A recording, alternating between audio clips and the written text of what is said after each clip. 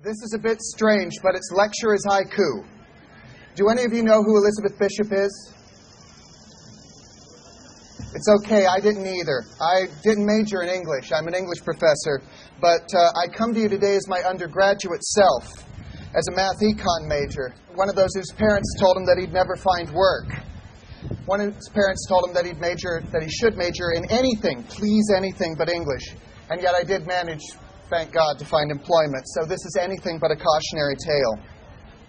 I'm not going to say that the major doesn't matter, nor can I say that choosing wrongly will bring disaster, nor that you should major in something every day. I tried that.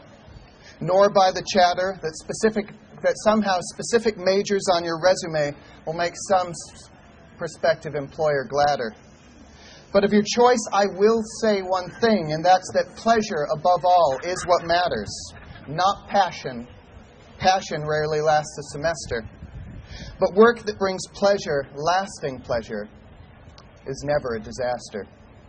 And after you graduate some not-so-distant spring, your employers, faster than you can say wage slave, will spring to alienate your work into mere labor.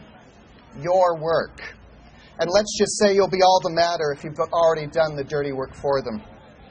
So, since pleasure matters, major, please, in what you do in your spare time.